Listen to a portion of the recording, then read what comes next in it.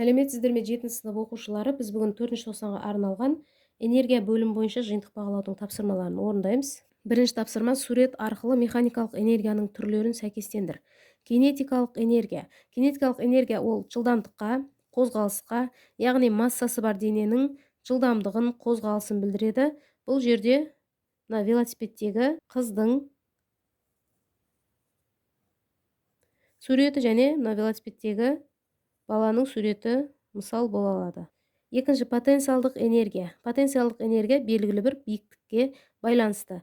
Сондықтан биіктікте орналасқан мысық суреті және биіктікке тасты көтеру жатады.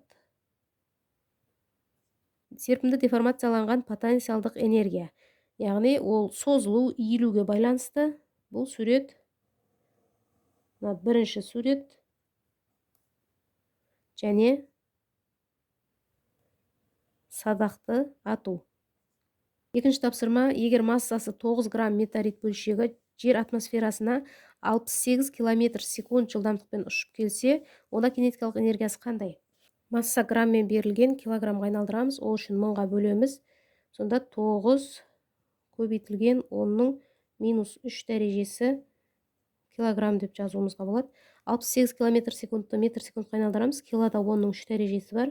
68 көбейтілген 10-ның 3 дәрежесі метр секунд. Кинетикалық энергияның формуласы mv квадрат бөлінген 2. Масса 9 көбейтілген 10-ның -3 дәрежесі килограмм. Көбейтеміз: жылдамдық 68 көбейтілген 10-ның 3 дәрежесі метр секундтың квадраты.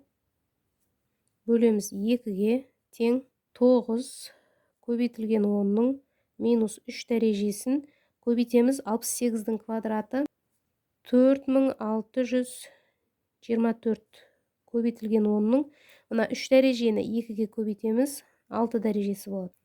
Бөлінген 2 тең 9-ды 4624-ке көбейтеміз: 41616 көбейтілген 10-ның өздері көбейтілгенде дәрежелер қосылады. Мына жерде -3 болғандықтан алынады, 3 дәреже қалады. Бөлеміз 2-ге, тең 20808 көбейтілген 10-ның 3 дәрежесі. Немесе 1, 2, 3 орын жылжытатын болсақ, 10-ның +3 дәрежесі болады. Оны мына 3 дәрежемен қосамыз. 20,8 көбейтілген 10-ның 6 дәрежесі джоуль. Немесе 20,8 мегаджоуль.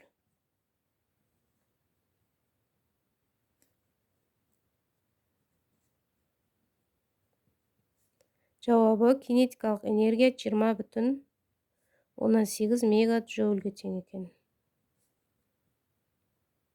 Үшінші есепті оқимыз. Массасы 100 грамм денені тігінен 10 метр секунд жылдамдықпен ең жоғары көтерілу нүктесіне лақтырды. А нұсқасы дененің энергиясын тап. Б нұсқасы дененің максимал көтерілу биіктігін анықта. ХБЖ-ға келтіреміз. 100 граммды килограммға айналдырамыз. 1000-ға бөлеміз. 0,1 килограмм. Бұл жерде кинетикалық энергияны табамыз. Кинетикалық энергияның формуласы mv квадрат бөлінген 2. Биіктікті табу керек деген, оны табуымыз үшін потенциалдық энергияның формуласын жазып, осы формуладан биіктікті тауып аламыз, түрлендіріп. Потенциалдық энергия бөлінген mg. А нұсқасы бойынша кинетикалық энергияны есептейік. Масса 0,1 килограмм көбейтілген жылдамдық 10 метр секунд квадраты бөлінген 2 тең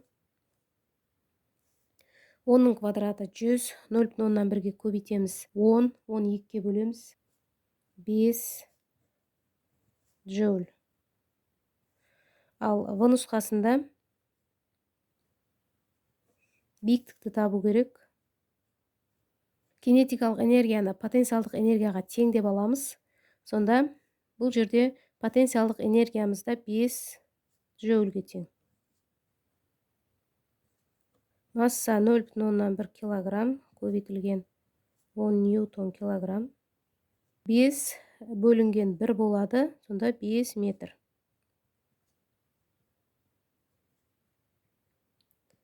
Жауабы А нұсқасы бойынша кинетикалық энергия 5 джоульге тең. Потенциалдық энергиясы да 5 джоульге тең болады. Биіктігі 5 метр.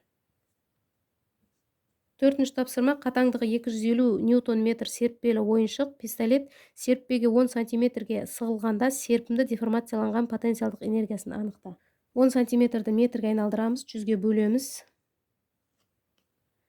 0,1 метр. Бұл жерде потенциалдық энергиямыз kx квадрат бөлінген 2-ге тең. К-ның мәні 250, көбейтілген x ұзаруымыз 0,1 метр, оның квадраты бөлінген 2 тең. 0,1-ді квадраттаймыз, оны 250-ге көбейтіп 2-ге бөлсек 1,125 джоуль.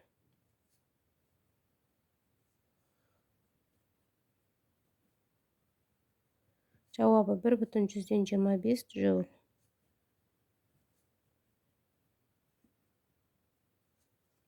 Бесінші тапсырма: бала массасы 0,15 килограмм допты 2 метр секунд жылдамдықпен жоғары лақтырды.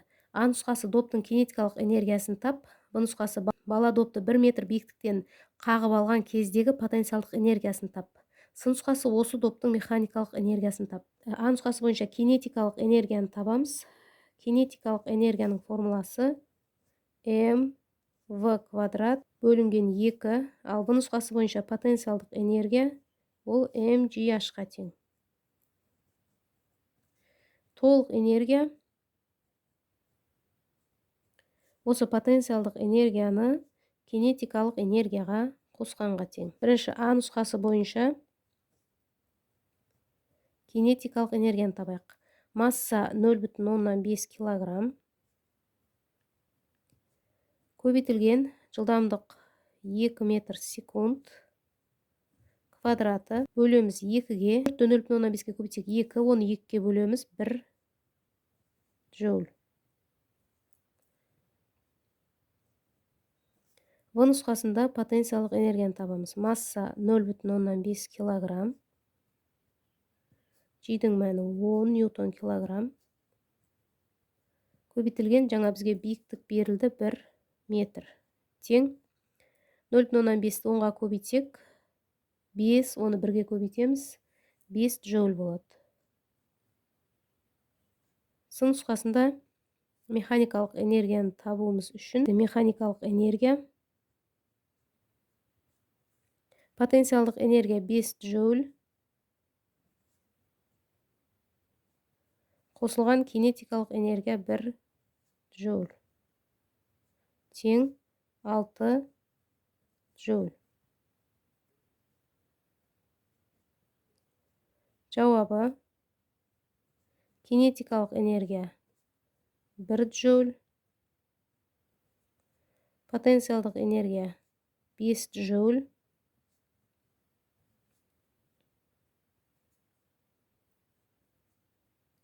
механикалық энергия 6 джоуль. Оқушылар, осымен бүгінгі 7 сыныпқа арналған БЖВ талдау сабағымыз аяқталды. Келесі сабақта кездескенше сау болыңыздар.